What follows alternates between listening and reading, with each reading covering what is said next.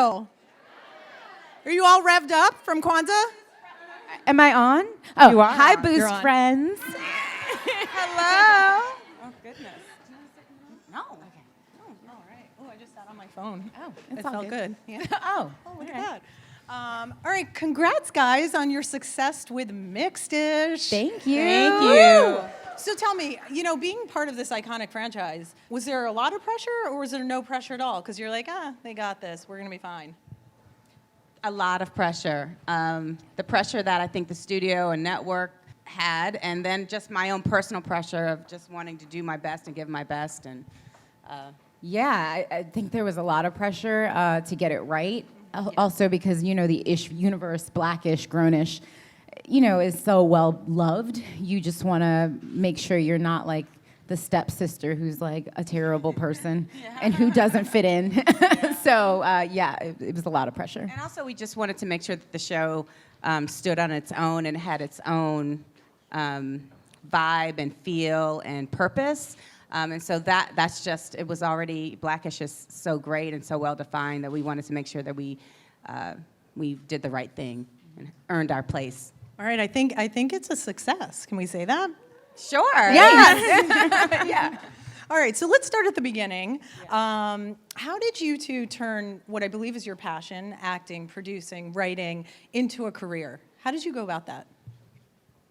Whew, Jesus. Okay, for me, it was Jesus. I'm from New York. I was born in Queens, raised in Long Island, or Long Island if you're from Long Island. And, I always knew that I wanted to act. And so I would go to New York on the LIRR and on weekends, take acting classes, but I didn't understand. There was no one to tell me. There was no social media. I literally went to Barnes & Noble and got a book. That's a bookstore. That's a bookstore. Woo, jeez.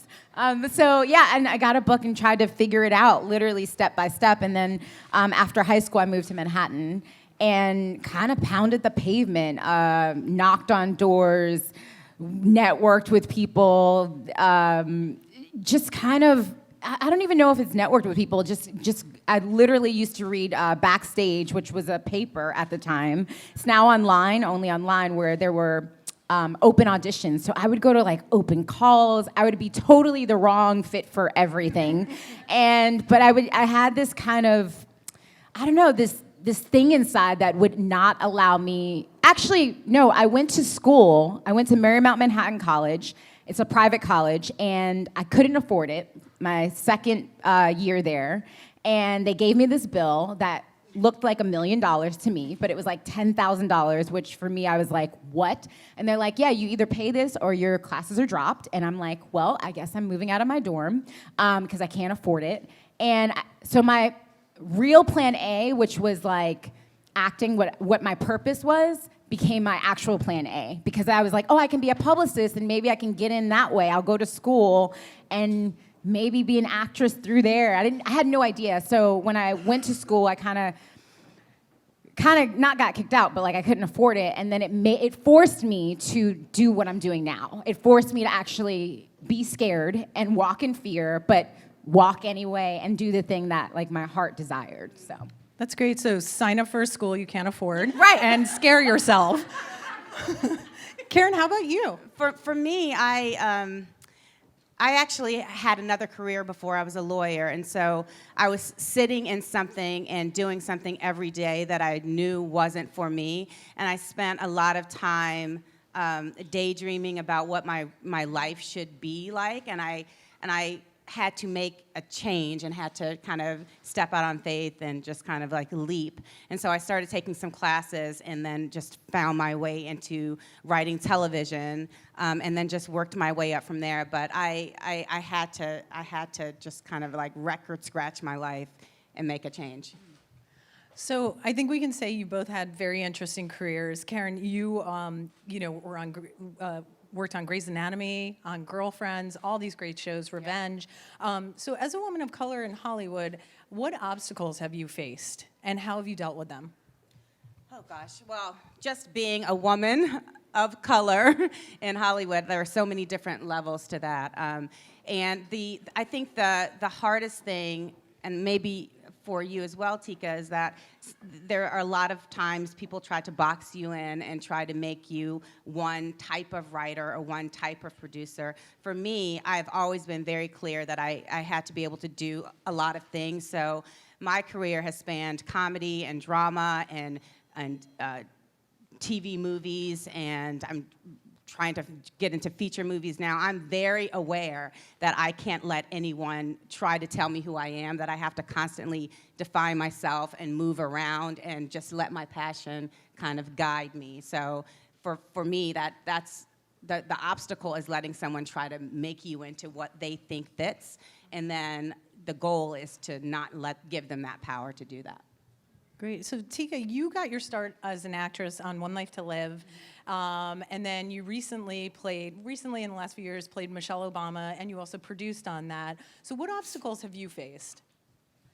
Yeah, I mean, I guess from being in New York and being told that my hair wasn't either curly enough or I didn't have the right look, the no's allowed me to get more confident in myself and believe in myself even more, because I knew the direction of I don't know, I just, like for Southside with you, it was literally, I was given this like little blurb of what it would be, of like a young Michelle and Barack date movie, of their first date, and I was like, oh my God, this is amazing. And the person who wrote it was a first-time director, and nobody wants to give money to a first-time director. And nobody wants to give money to this, an actress who's never produced before. But somehow my passion, whenever I get in the room and start talking about something and somebody tells me I can't do it, that is the way to get me to actually do it, because I'm gonna say, oh, you'll see us on the screen, don't worry. And so there were a lot of difficulties with that, especially because it was an indie film. Somebody actually gave us the money, but my heart told me they said they wanted to make it, but my heart said they're not making this thing. They're dragging it along for whatever reason. And I told my agency, we need to get out of this. And they were like, what? And I'm like, we gotta get out. And I found out insider information that they actually weren't gonna make it. And I used to work at this place called Soho House when it first opened in New York City. I opened the first one. And the crazy thing is, be nice to everyone because you should be nice to everyone, but you never know who's gonna later affect your life. So almost 10 years later, somebody I met at Soho House who has a production house and who also is an investor in films, he actually invested in, he read the script, said, Tika, I wanna do this thing. Read the script and funded it. We ended up in Sundance and Miramax ended up buying it. So don't allow people to tell you what you can't do. I'm serious, because I am a walking no. I'm a person who's been told, this can't get made, da-da-da-da. So my agents now know not to tell me no. I just say, I'll do it without you. Or I'll bring something to them and they're like, how did it get done? Well, you said you couldn't do it. So don't allow, I am the statistic that shouldn't be right here in front of you. So I'm a living testimony to walk through the door even when people say no. And the one thing I just want to say, Oh, thank y'all. But just the one thing that I think is so important, I just want to, about what you just said, is you trusted your gut. Because I think a lot of times people are afraid to do that, or you don't trust it. And I mean, that's half the battle. Like when you know in your gut, you have to just move on that. Yes. Yeah. So this is a little bit of an interesting question that we kind of talked about. When was the first time you realized you had power in your career? That was way down the list of questions upstairs. We had a good conversation about this when we were just hearing the questions upstairs, and we both looked at each other like, what? When? Because I think for both of us, and I know for myself, that doesn't feel like a consistent thing. You feel power at times, and then the next day you might feel powerless. So it doesn't feel like I've made it, now I can do everything and everyone's gonna listen to me, and that's just not the reality of our business or any business, I don't think. So, gosh, and power, God, I don't know. It's kind of an odd thing for women, I think, which is maybe that's a conversation we should be having too. Right. Yeah. Power is such a weird, fluctuating thing, like Karin said. I guess The very first time you felt it, like when that investor said, I want to make That's this movie. power. that was That's power. power. Well, for me to call WME, which is one of the biggest agencies here, to say I got the funding, and they're like, what? Like, you know what I mean? And then we made it to Sundance, and then we sold it. So that for me that right there actually is the nugget of why I can go walk in rooms, pitch something, and feel like, it's okay if you say no, but I know this is a great idea and I'm gonna get it done. So I guess that was power for me, that I can actually get the thing done. And that I also have good ideas in the sense of like, I believed in this person's idea to take it to fruition, to carry it to fruition. So I guess that's the thing that propels me to say, what I have to say matters and is valued, regardless even if you don't think it does. Yeah. I just thought of one of the last times. I don't know about the first time, but so this TV game is ever changing, and it's all about development and branding and blah blah blah. And for writers, we're trying to kind of move beyond what the normal network television model is. And when I left my last job, I was the showrunner on a show called Star on Fox. And when I left that show, and I very much want to build my company, The Gist of It Productions. So I just sent an email to the head of the studio at the time, and I said, can we have lunch tomorrow? And he immediately wrote back, and then I was at lunch with him the next day after getting dressed to some Cardi B.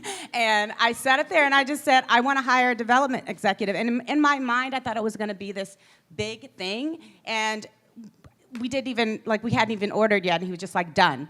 And now I have my development executive who's over there somewhere. And that, I remember feeling like I thought I was going to have to walk into this situation and do all of this dancing to get a thing, and I just asked for the thing and got it, and that felt like that was powerful for me.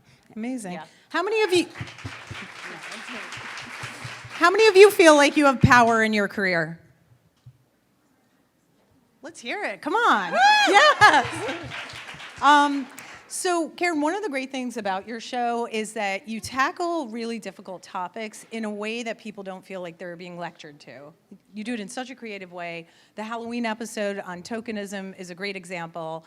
So how do you package tough messages so you can connect with people? Because I think this room is all content creators. How do you do that? That's so funny that you called that episode out. That was an episode, that's the Safe Black, and then Safe Black, yeah, yeah. that I know, is I'm not like, in the wait, script, where are but that episode is one. They're all kind of like, let's make sure we get this right. But that episode in particular was hard because we were trying to. There's so many landmines with that, and we're actually doing one now that we're going to start shooting on Monday about stereotypes. That it's a lot of like landmines. So one of the things that the show that's really important to me and to Saji, Peter Saji, who's one of the creators of the show, is to make sure that we're always addressing and approaching topics from every point of view. And sometimes that makes people very uncomfortable. It makes us uncomfortable in the room. It's just an uncomfortable feeling. So we're always trying to like craft a thing. And then we have to try to make it funny. So, I mean, it's kind of a labor of love that I feel like we're pulling off. I mean, sometimes it's hard. Sometimes we're going to have a conversation after this and talk about something. Yes, we are. but it's kind of, we're all trying to figure out what this thing is, and it being a first-year show, but then also tackling these topics, and it just comes from a lot of discussion in the room. Yeah. So have you ever gotten pushback from networks on any of your stories, on any shows you've worked on? Yes, and that's what they do. Like, they push back on everything. But especially this show, I mean, it's not pushback. It's just trying to protect the larger brand of the network. And, you know, our job is to make sure our show is creatively interesting and satisfying, and is for me, is a part of the larger conversation. Like, I don't like to just do work that's just entertaining. I want it to cause people to think and have conversations they wouldn't have.